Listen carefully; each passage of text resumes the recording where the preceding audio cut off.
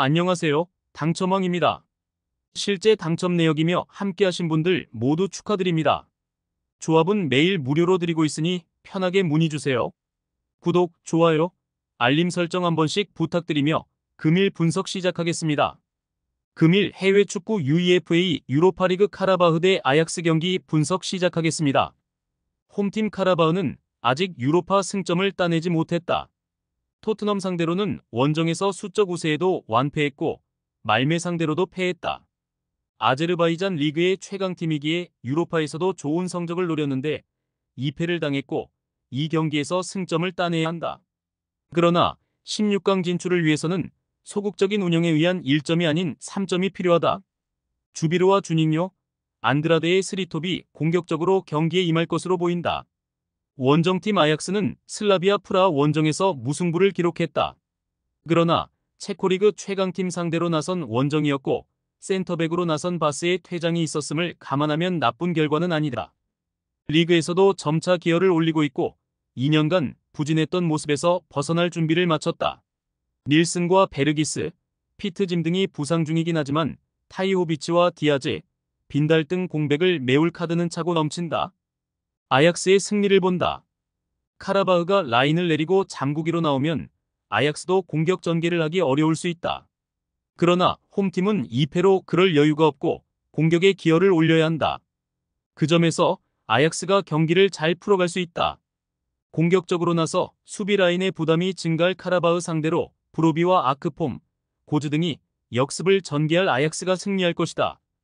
금일 해외 축구 UEFA 유로파리그 FC 미트윌란드의 위니옹 GS 경기 분석 시작하겠습니다. 홈팀 미트월란은 텔아비브 원정을 승리하며 대회 첫 승을 신고했다. 조규성의 부상 아웃으로 인해 주전 스트라이커로 나서는 프랑쿨리누의 골이 결정적이었다. 팀 내 부상자가 있기에 다소 고전이 예상됐던 이번 유로파인데 이 경기 1승 1무로 출발이 좋다.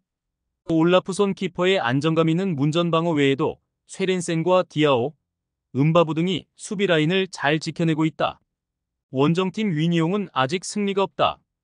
페네르바체 원정에서는 선전했지만 한 골 차로 패했고 보데글림 상대로도 승점 1점 추가에 그쳤다. 벨기에 리그의 강호로 꾸준하게 유럽 대항전에 나서는 최근이었는데 확실한 스트라이커가 없다. 이바노비치가 그 역할을 해줘야 하는데 기대에 못 미치고 있다. 미트월란의 승리를 본다.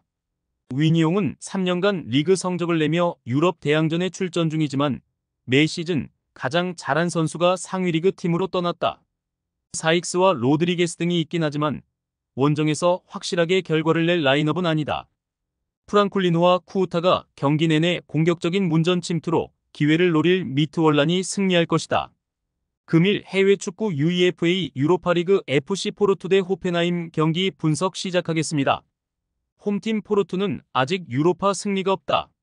메뉴와 보데글림 상대로 연속 멀티골을 터뜨렸지만 많은 골을 허용한 수비가 아쉬웠다. 그래도 유로파 레벨에서는 충분히 준결승 이상 진출을 노릴 전력이다. 유스타키오와 그루이치 등 포르투갈 최상위 수준의 중원이 있고 오모로디오는 이적 첫해 팀의 주포 역할을 하고 있다. 이 경기에는 페페와 갈레노 등 측면 공격수들이 더 적극적으로 공격에 가담할 것이다. 원정팀 호펜하임은 키이오를 잡고 첫 승을 신고했다. 분데스리가에서는 휴식기 이전 강등권인 16위에 머물며 부진했는데 유로파에서는 나름 순항 중이다. 흘로제기 크라마리치와 함께 공격을 이끌었고 은소키의 수비 존재감도 있었다. 단, 이 경기는 원정에서 강팀 상대로 나서기에 수비적으로 임할 수 있다. 포르투의 승리를 본다. 호펜하임은 그나마 잘해주는 홈과 달리 원정에서는 시즌 내내 경기력이 올라오지 않고 있다. 그릴리치의 중원 장악력도 기복이 있다. 유스타키오와 그루이치가 중원에서 점차 경기의 주도권을 잡을 것이고 페페가 측면 침투로 호펜하임의 수비를 넘어설 포르투가 승리할 것이다. 금일 해외 축구 UEFA 유로파리그 레인저스 FC 대 FCSB 경기 분석 시작하겠습니다. 홈팀 레인저스는 첫 경기에서 말메에 승리했지만 리옹 상대로 패하며 주춤했다. 스코틀랜드 리그에서 셀틱과 함께 양강으로 군림하고 있고 유로파 레벨에서 늘 조별 예선 통과가 가능하다는 평가를 받는 팀이기에 리옹전 패배가 아쉬웠다. 때문에 선두권 추격을 위해 이번 홈 경기에서 집중력을 끌어올릴 것이다. 최전방에 나설 데저스를 비롯해 바이라미와 체르니 등이 경기 내내 공격적으로 상대 수비를 넘으려 할 것이다.